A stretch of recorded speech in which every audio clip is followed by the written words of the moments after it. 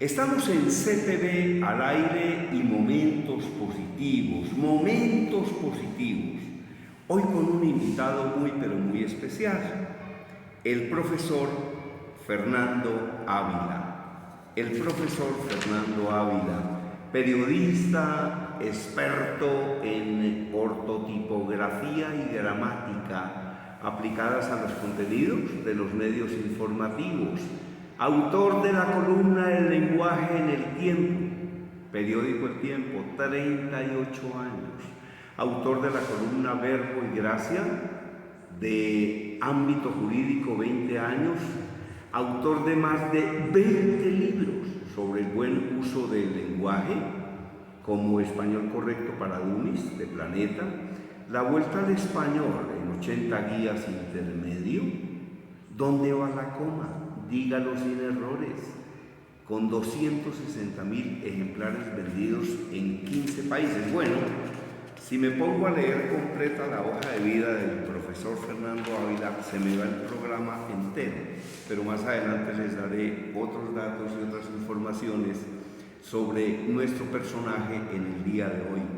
Fernando, muchísimas gracias por aceptar esta invitación de CPB al aire. Muchas gracias a usted, Germán, por la invitación. Es un honor para mí estar aquí. Bueno, vamos con la sección, las frases que encontró nuestro personaje, que le gustaron y que quiere compartir con los oyentes. ¿Cuál es la primera frase, profesor Fernando? La primera frase es una frase del filósofo francés Voltaire, que decía: lo mejor es enemigo de lo bueno. Obviamente, si esta frase cae en manos de una persona mediocre, pues estamos perdidos. Pero si cae en manos de una persona estricta, y yo pues, y lo digo no por mí, sino por los psicólogos que me han dado su diagnóstico, soy una persona muy rígida, muy exigente, muy rigurosa. Entonces a mí o a personas con ese estilo con ese carácter, con esa forma de ser, nos viene muy bien esa recomendación del filósofo. Lo mejor es enemigo de lo bueno. Déjelo así como está. No intente seguir perfeccionándolo, porque ya así está bien. Hay que decir muchas veces eso para poder seguir adelante en la vida. Ya, me decía un colega, Joaquín de Posada, maravilloso colega, conferencista. Él tiene una frase que dice: cualquier cosa que valga la pena hacer en la vida, vale la pena hacerla mal, hasta cuando aprenda a hacerla bien. Bueno. Es decir, arranque y vaya arreglando por el camino. Magnífico, ahí complementa perfectamente el pensamiento de Voltaire. Sí, señor. Eso está muy bien. Sí, porque yo he llegado a una conclusión, Fernando, y es que las ideas no sirven para nada. Las ideas no sirven para nada si no hay acción. Entonces lo que tiene que haber es acción. Es decir, la idea importante, pero si la persona no actúa no pasa nada. Así es. Voy a hablar de eso precisamente con la frase que sigue. Sí, óigame, Fernando, y otra cosa que me ha parecido importante y que he notado mucho es que hay personas que tienen iniciativa, pero lo que no tienen es acabativa. Así es. No acaban lo que comienzan. Sí, no, eso es. Hay una canción que dice: me gusta la gente que hace planes, algo así. La gente que hace planes que se lleva el viento, ¿no? Casi todos los planes se los lleva el viento porque nunca terminan realizándolos, y son planes buenísimos. Sí, se quedan en las gavetas, ¿no, Fernando? Sí, señor. Así es. Siguiente frase. ¿La siguiente frase cuál es? La siguiente frase es la más conocida de todas las frases, que es la de Descartes: pienso, luego existo. Pero lo que pasa es que yo tengo ahora, a mi edad, a mis 72 años, una nueva visión de esa frase. Yo siempre la entendí como: si estoy pensando es porque estoy existiendo, porque si no, no habría pensamiento. Que es la duda de Descartes, ¿no? Puedo dudar de todo lo que he visto en la vida. Eso lo decía por allá en el monte, lejos del mundanal ruido. Puedo dudar de todo lo que he visto en la vida, pero de lo que no puedo dudar es de que estoy pensando. Entonces existo. Esa era la forma de entender esa frase. Ahora que lo he reevaluado, la entiendo de otra manera. Pienso, o sea, tengo una idea y esa idea se convierte en mi existencia. Lo que yo pienso, lo que mi mente le manda al cuerpo y a la voluntad es lo que termino haciendo. Les podría dar muchísimos ejemplos. Cuando yo era niño y después un poquito más mayor, decía, por ejemplo, quiero ir a la BBC de Londres, y decía, quiero ir a la F de Madrid, y decía, quiero ir a conocer Le Monde de Paris, y decía, quiero conocer al Papa, y decía, quiero conocer a Escrivá, y cosas así. Eso estaba en mi pensamiento y yo lo trabajaba mucho.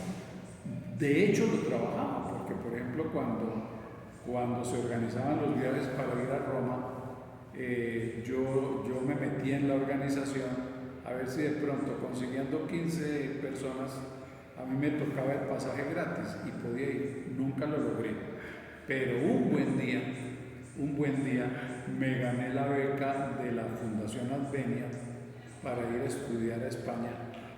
Pude entonces vivir todo eso que yo había pensado durante tantos años, lo pude hacer realidad. Estuve en la BBC de Londres, estuve en la agencia F de Madrid, estuve en Le Monde de París, estuve en el patio de San Damaso en el Vaticano a 3 metros del Papa Juan Pablo II. Unos años antes había logrado conocer a José María Escrivá en Caracas, antes de que él muriera. O sea, todo lo que yo tuve en la cabeza se convirtió en realidad en esos momentos que estoy diciendo. Pienso, luego existo. Lo que vivo, lo que es mi existencia, es aquello que yo estaba pensando, programando en mi mente. Sí. Alguien decía también, Fernando, que el ser humano es lo que piensa y lo que come. Yo realmente no sé si será lo que come, tal vez sí, pero ¿cómo va a ser distinto de lo que piensa, no? Y otra reflexión a propósito de este tema es de Henry Ford. Tanto si usted cree que puede como si cree que no puede, tiene toda la razón. Sí, señor, y si cree que no puede, pues haga el intento a ver si de pronto está equivocado. Sí, haga el intento a ver si está equivocado. Óigame, excelentes reflexiones, excelentes enseñanzas para CPB al aire y momentos positivos con el maestro de maestros, Fernando Ávila. Su otra frase, maestro, es de Escrivá y dice: al que pueda ser sabio, no le perdonamos que no lo sea. ¿Y eso qué significa, Fernando? Es un desafío, es un reto, ¿no? Si usted puede prepararse bien en el campo en el que le gusta o lo apasiona o es su trabajo, hágalo. Si puede llegar a ser el mejor, pues sea el mejor. Si puede llegar a ser, pues, no ser el mejor, pero estar en un buen nivel, logre eso, logre aquello para lo que está capacitado, pero no se quede en la pereza de no hacerlo. Claro. Que es muy triste. Claro que sí. Oiga, esa frase, de alguna manera, ahora que la menciona usted, me hace acordar de algo que leí en una oportunidad, una frase por ahí como un chiste más o menos, que decía que para una mujer no agraciada la coquetería es una opción, pero para una mujer bonita es una obligación la coquetería. Caramba, totalmente de acuerdo. Qué bueno eso. Qué bueno. ¡Qué maravilla! Siguiente frase, profesor. La siguiente frase es de Jesús de Nazaret, que dice: perdona nuestras ofensas, porque le preguntaron los apóstoles que cómo tenían que orar. Y una de las frases es: perdona nuestras ofensas como también nosotros perdonamos a los que nos ofenden. Pues todos la hemos oído y la hemos dicho, pero para mí tiene un significado muy especial, porque en este momento de la vida en el que estoy he logrado, con esfuerzo indudablemente y con empeño, he logrado perdonar, he logrado cambiar rencores por admiración. Gente a la cual yo de pronto odiaba o no me caía bien, la he tratado de ver por el otro lado, le he tratado de ver lo bueno que tiene me he tratado de poner en sus zapatos y eso me ha permitido tener otra percepción de las personas que de pronto no me caían tan bien y a quienes yo he perdonado y seguramente ellos también me han perdonado a mí. Perdonar es muy importante. ¿Por qué, Fernando, es importante perdonar? Libera el espíritu, lo hace a uno mucho más ágil, le da libertad para pensar, para actuar, para incluso relacionarse con las demás personas. Ahora, el padre Gonzalo Gallo González, Fernando, sí, me decía, él tiene un seminario que se llama La Magia del Perdón. Sí. Me decía cosas muy importantes, por supuesto, como todo ser humano grande y maravilloso. El padre Gallo me decía, hay que perdonar sea cual sea la ofensa. Y me decía, por ejemplo, que si una persona que estuvo secuestrada y la liberaron hace 10 años, hoy no ha perdonado a los secuestradores, sigue secuestrada. Sí, es verdad, estoy totalmente de acuerdo. Hace muchos años un psicólogo que me trataba me dijo, vean, le voy a dar biblioterapia, no le voy a dar pastillas ni nada, sino biblioterapia, tiene que leer. Váyase al centro de Bogotá, pase por allá por los agaches que hay en la calle 18 y cómprese todos los libros que encuentre de Luisa Hay, que es una autora de autoayuda. Y el pensamiento finalmente de Luisa Hay es perdone. ¿Sí? Ella da el ejemplo de su propia vida, le dio un cáncer muy, muy serio y ella trabajó el perdón a quien la había violado. Atención, que eso es tremendo. ¿Sí? Ella logró mentalmente, con un gran esfuerzo, perdonar a quien la había violado y eso produjo su curación del cáncer. Increíble, porque es que alguien decía también, Fernando, que uno con la mente puede crear un infierno del paraíso o un paraíso del infierno. Claro. Y que los paisajes son tan bonitos como sea la proyección de su mente en ese momento. Es decir, si usted ve una flota para Villa de Leyva y va pensando positivamente, ve los paisajes de Boyacá, que son tan lindos, pues los ve lindos. Claro. Pero si en ese momento va con una gran amargura o con un odio, pues los ve feos. Claro que sí, y si usted está ante un huevo frito y está teniendo malos pensamientos, le va a hacer daño. Y si está teniendo buenos pensamientos, le va a hacer maravillosamente bien. Sí. Otra cosa que me decía el padre Gallo, que nunca voy a olvidar, es, yo le pregunté, oiga padre, ¿por qué su seminario se llama La Magia del Perdón?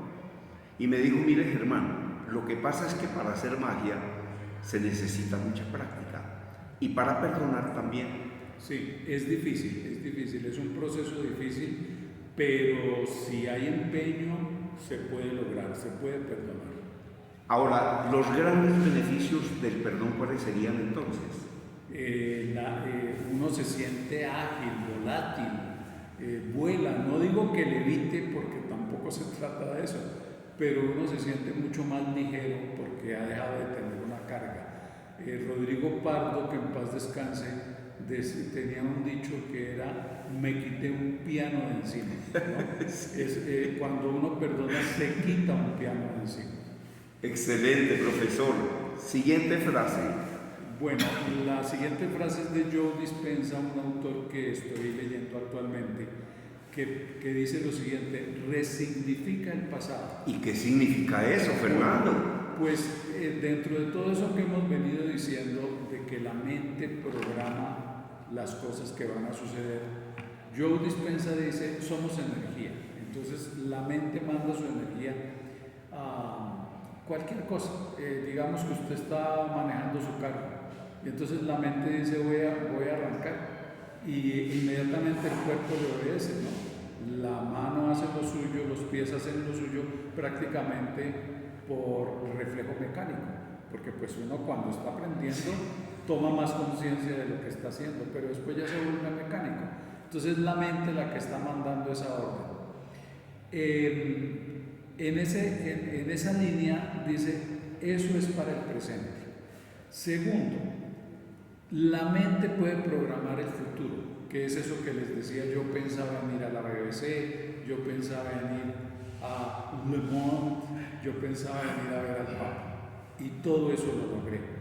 Pero lo tercero, y ha sido mi gran descubrimiento de estos días, es que la mente puede reprogramar el pasado, resignificar el pasado. El pasado no se cambia porque ya pasó, pero lo que sí puedo es tener otra visión del pasado. Y es lo que he hecho con lo que ya dije, ¿sí? Ver aquellas personas con las que yo tenía rencores, odios, antipatías, molestias, cambiar eso viéndolas por el lado positivo, ¿sí? Yo tenía una inquina muy especial por una persona que fue mi jefe varios años y lo odiaba, de verdad, ¿para qué voy a adorar la píldora? Lo odiaba, pero entonces empecé a ver, es que yo era más reglamentista que el diablo, yo era más papista que el papa, él era muy liberal, entonces le empiezo a ver el lado bueno, ¿no? Él tenía la ventaja de ser mucho más liberal y de ver los códigos, los reglamentos, las normas, lo políticamente correcto como cosas que se podían a veces no tener en cuenta, a veces superarlas porque había otras razones superiores para hacerlo de otra manera. Entonces eso me ha permitido tener otra visión de las personas, de los hechos, perdonar, y eso es resignificar el pasado, que es una maravilla. Ese ejercicio es maravilloso. ¡Qué maravilla, Fernando! Óigame, pasando a otro tema. En CPB al aire, para usted, ¿cuándo un periodista es bueno, Fernando? ¿Cuándo es un buen periodista, en su opinión? Pues un buen periodista, Germán, yo pensaba antes que era aquel que logra sacarle hasta el último pensamiento a su entrevistado, por ejemplo, ¿no? Pero ya no lo pienso así, yo creo que hay que respetar la intimidad. Otra cosa que uno manejaba antiguamente era la idea de la imparcialidad, de la objetividad, se decía, ¿no? Aquí somos objetivos. Y yo creo que eso está más revaluado que cualquier otra cosa. Uno debe ser más bien honesto con su propio pensamiento, ¿no? Yo quiero que gane Colombia, o yo quiero que fulanito de tal gane la presidencia, o yo quiero que sultanito logre el premio Nobel de literatura, ¿no? Eso es lo que está en mi corazón, y no tanto la objetividad, que es dar datos, dar cifras, porque por encima de las cifras están los sentimientos, están los logros, están los desafíos, los retos, están los triunfos, que no son simples cifras, sino que van mucho más allá, van más al corazón. Un buen periodista creo que debe tener en cuenta las dos cosas, el dato, pero también lo que hay detrás de ese dato, el empeño, el logro, la lucha, el triunfo. Correcto. ¿Cuándo un periodista es deficiente en su opinión? Bueno, yo creo que un periodista es deficiente. Tenga en cuenta, Germán, que yo soy profesor de redacción periodística, de ortotipografía, etcétera, de redacción. Entonces, ¿qué pasa? Que para mí un periodista no está bien preparado cuando comete errores de lenguaje. Cuando en la radio dice han habido varios secuestros, ¿no? ¿Cómo así que han habido varios secuestros? ¿Acaso no le enseñaron en la facultad que han habido es un error?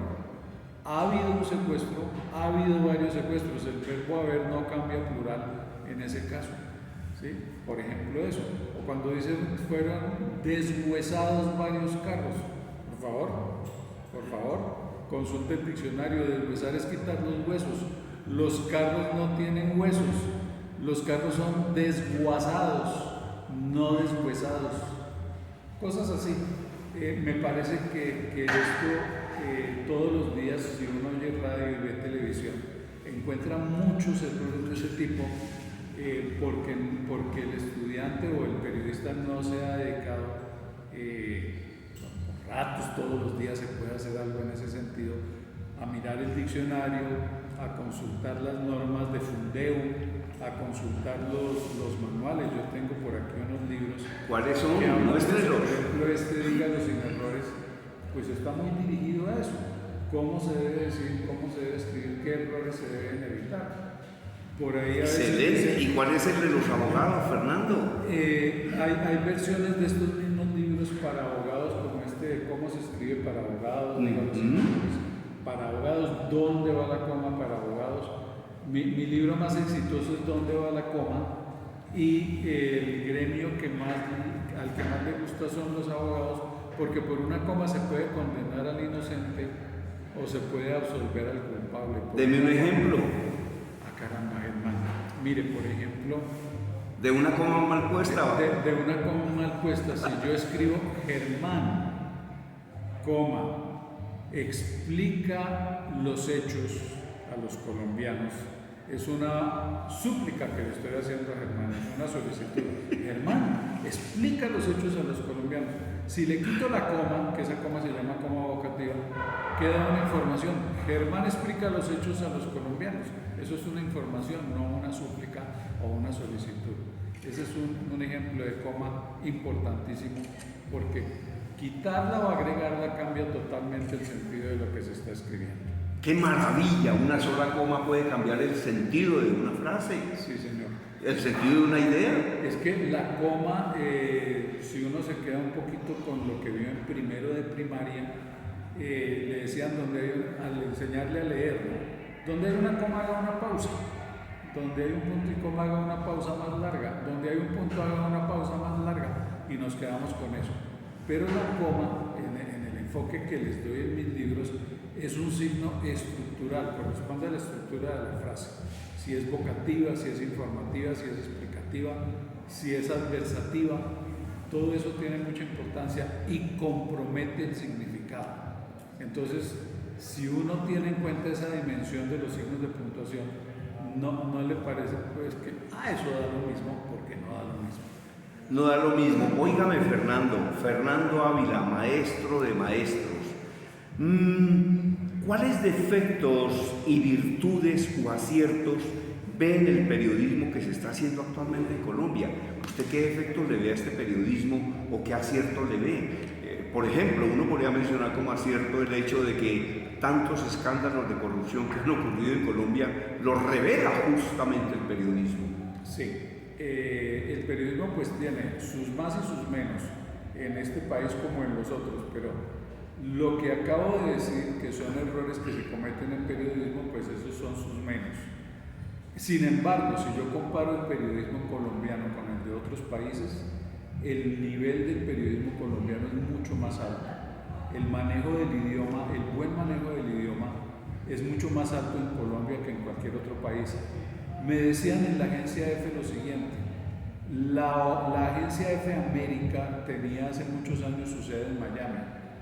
EFE América tenía su sede en Miami, y después dijeron vamos a mandarla para Bogotá, y la sede de EFE América está en Bogotá, porque en Bogotá se maneja un idioma, se maneja mucho mejor el idioma que en Miami o que en cualquier otra parte de América, en Bogotá. Y les doy otro ejemplo: los doblajes de películas se hacían normalmente con actores mexicanos, y bueno, se siguen haciendo, pero ya se ha ido descubriendo que los actores colombianos tienen mucha mejor dicción y son mucho más disciplinados y lo hacen mucho mejor que los actores de cualquier otro país de habla española. Esos son, bueno, y les doy otro dato: cuando hay una junta internacional en cualquier país de cualquier empresa, después dicen vamos a hacer el acta de la reunión. ¿Dónde está el colombiano?